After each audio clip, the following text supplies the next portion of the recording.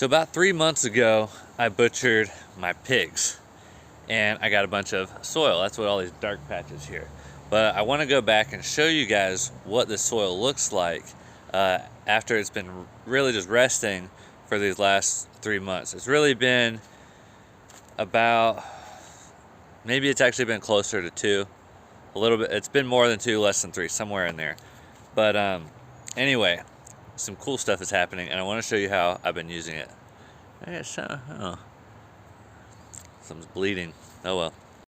Alright, so yeah, it looks kind of messy, but that brick, that's where the fence line was, and then these bricks were the other fence line, so the corner was about right there.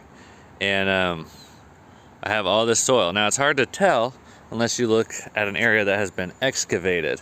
So let's check this out real quick. This is where I've been mining my compost. As you can see, it's really about 1 foot deep right there, which is incredible.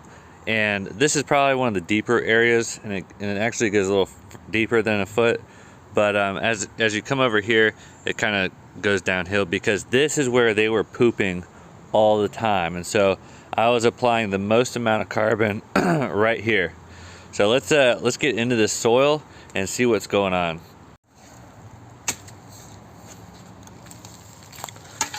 All right. Ugh.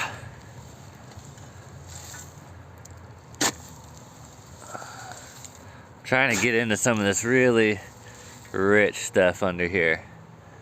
Let's see. Yeah, there we go. Now we're getting into it. So, as you can see, we've got a lot of these little tiny worms in here.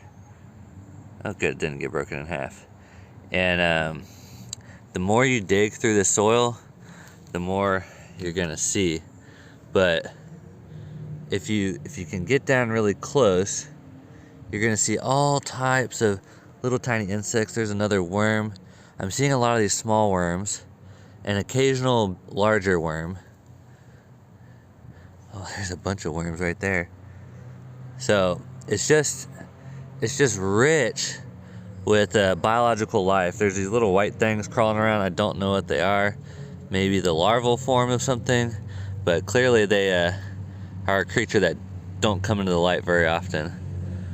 But this stuff is just rich. You can't squeeze water out of it, but if you squeeze it, it basically keeps its form, but it's a little chunky. And I want to talk about why I actually don't mind that, because those chunks actually do me a favor later on. So let's go look at something real quick. So I've been using this compost as a sort of like a mulch, or really just a topsoil. And so with this cover crop, this is where I had the chicken tractor, and I would throw that compost in. The chickens would eat all the worms, the little bugs and stuff, and they spread it out. And then once I moved the chickens, I threw seed down. And what's cool is there's a lot of nutrition, there's a lot of stuff that has broken down, but if we go look closely, when it rains, all the big chunks rise to the top, and then all the smaller broken down chunks go down to the bottom. And so we have this, when we throw this compost down, it's not fully broken down, and so we get like a mulch layer, and then below that a compost layer. This is really neat.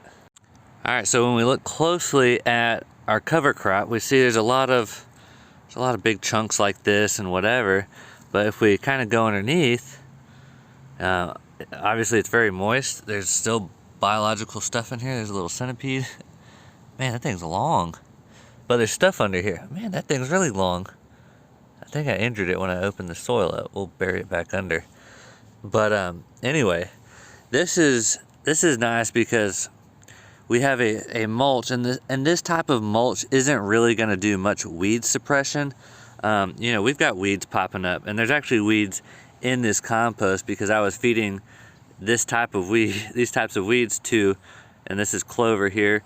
I was feeding them to my pigs, and so obviously I'm going to get some of them popping up in here. So I can lay this really rich compost down, like I'm doing here, basically all the bare areas where cover crop didn't come up before, I'm just throwing in like an inch or two thick of this soil or compost, whatever you want to call it. And so what's neat though is immediately there is a highly nutritious soil ready to go. And then we have all these bigger chunks which are going to take, you know, the next year or so to break down.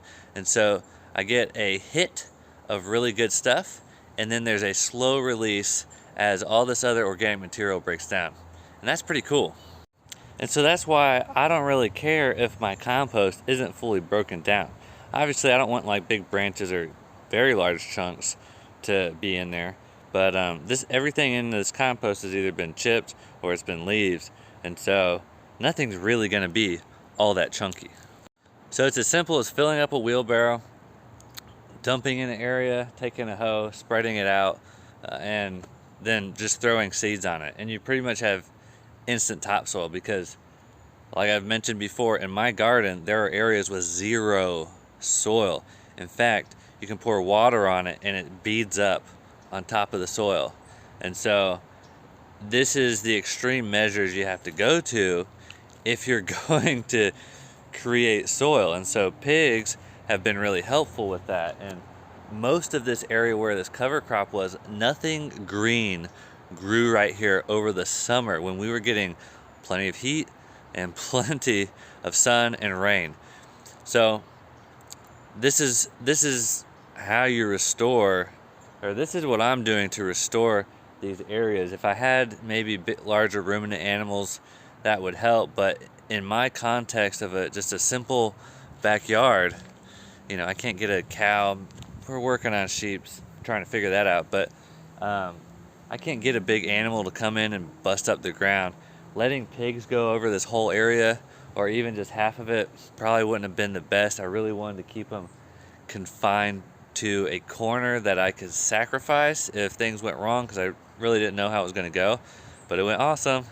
And now I've got all this awesome soil left over, and so I'm putting this down, laying it out, and I'm actually getting green things to grow here. And where this mesh of roots was, I'm giving these cover crops a little layer to get started in, and then once they get started and growing, they can then start to send roots through this wiry, nasty mesh of soil. It's not even soil or dirt, or it's just like this wiry mesh of roots that I think came from these trees and probably died, because I think what happened here was leaves fell, and there's a nice layer of leaves here, and then and it probably was like that for a while, and then somebody started raking the leaves. And so once the leaves got raked, there was all these roots underground that were then really close to the surface, because it's about this thick on the surface, and all those roots probably died, but they're so wiry that they are just taking forever to decompose. So that's what I think happened, because they're just awful. I've showed them in previous videos before where I hit the ground and showed like, this is what's going on, this is messed up. So I think it's from these oak trees, and so now we're just putting soil on top of that so that they can go through and bust through that, and then we can get water to penetrate through there and get down into this soil, or we can create soil, and then they're going to be sending stuff in, and then with roots going down, this nutrients will actually penetrate deeper down into the soil, as well as water washes those nutrients down.